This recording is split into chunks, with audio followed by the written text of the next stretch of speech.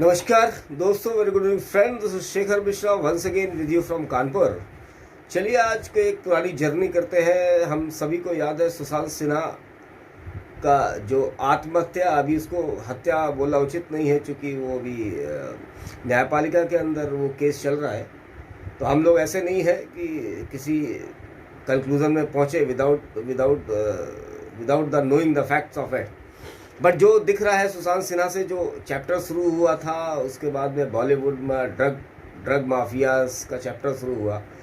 उसके बाद Republic TV के जो एडिटर थे अर्णव गोस्वामी, उनकी जो गिरफ्तारी हुई, उनको जिस जेल में रखा गया, आतंकवादियों की जेल में रखा गया, और जो बंदा उसको गिरफ्तार करने गया था वो संजय वाजे।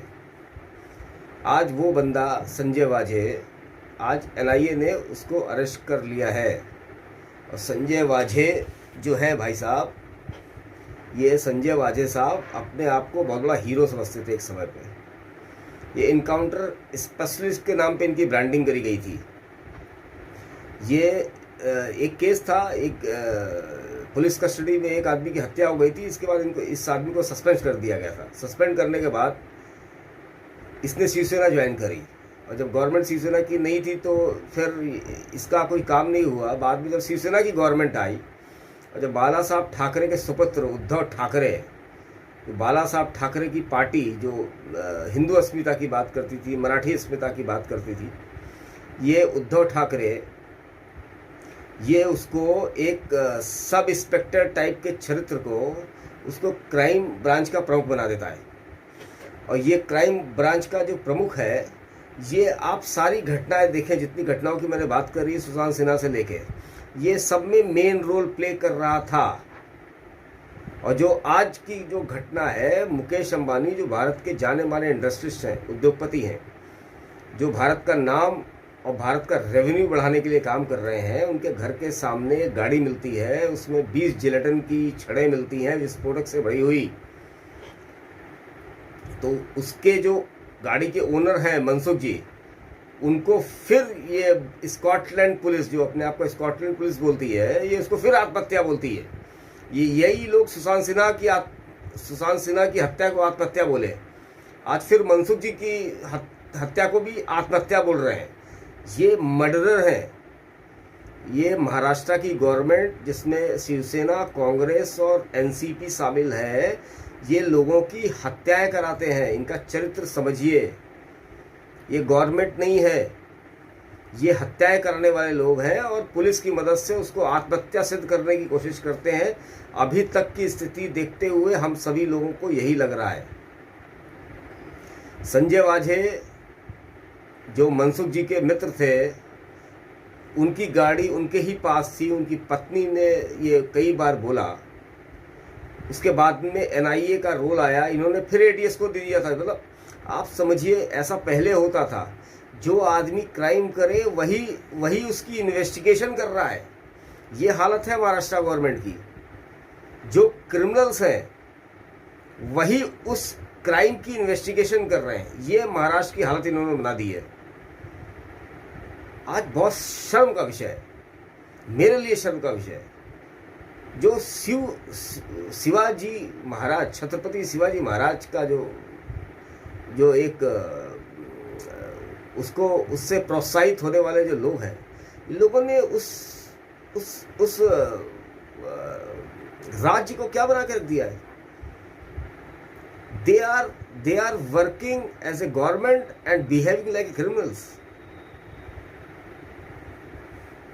पूरा देश देख रहा है महाराष्ट्र पुलिस को। आज पूरा देश देख रहा संजय वाजे को, पूरा देश देख रहा परमजीत सिंह को। ये परमजीत कमिश्नर जो है मुंबई का, इसके बारे में मैंने भी एक वीडियो बनाया था। ये वही व्यक्ति है, जब कांग्रेस पार्टी ने भगवा आतंकवाद का एक प्रोपेगेंडा और नैरेटिव बनाने की कोशिश करी थी, यही परमजीत सिंह मालेगांव बम ब्लास्ट के अंदर, साध्वी प्रज्ञा जो इस समय शायद भोपाल की एमपी हैं, उनको कितने साल जेल में रख के इसी परमजीत सिंह जो कमिश्नर है बॉम्बे का, इसने साध्वी प्रज्ञा को टॉर्चर किया केवल इसलिए कि एक भगवा आतंकवाद, एक हिंदू आतंकवाद का नैरेटिव इस देश में गढ़ सके। आप समझिए इनके तार कहाँ हैं। ऐसे लोग ये सब क्यों कर रहे हैं, इनके क्या इंटरेस्ट है। ये भी भारतीय है, लेकिन ऐसा ये क्यों करते हैं। इनके तार अंतर्राष्ट्रीय जो गैंग्स हैं, चाहे ड्रग्स से रिलेटेड हो, चाहे माफियाज हो, चाहे आतंकवादी हो, ये सारी पार्टीज और ये जो परमजीत सिंह और संजय वाजे, इन सब के तार कहीं ना कहीं अंतर्राष्ट्रीय ड्रग माफियाज, अंतर्राष्ट्रीय आतंकवादी माफियाज के साथ में एकदम जुड़े हुए दिख रहे हैं। भाई साहब, हम लोग इस चीज़ को गंभीर होकर समझें। देश एक संकट काल से गुजर रहा है। चाहे हम किसी भी पार्टी को बुलान करते हो, भाई साहब ये पार्टीवाद छोड़ दीजिए। आप पार्टी के साथ रहिए। पार्टीवाद छोड़ के देश के साथ खड़े होने का समय है। और मैं सभी लोगों से आग्रह करता हूं, अगर कोई इंडस्ट्रियलिस्ट है, पैसा है, तो पैसे से इस कैंपेन में भारत की मदद करे। अगर किसी के पास सामर्थ्य है, शक्ति है, उससे मदद करे इस देश को बचाने के लिए। और अगर कोई कुछ भी नहीं कर सकता है, तो जो कुछ भी एक इंसान कर रहा है उसके साथ में खड़े हों आप लोग। इस समय आ गया है देश के साथ खड़े होने का। इस समय अगर नहीं जागे और हम एक भी गलती कर गए, तो हमारी आने वाली जनरेशन हमको माफ़ नहीं करेगी।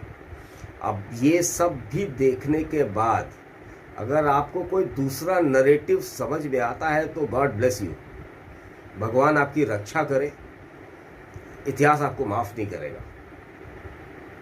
बहुत बहुत धन्यवाद आप सभी का। भारत माता की जय। जय हिंद। शुभ रात्रि।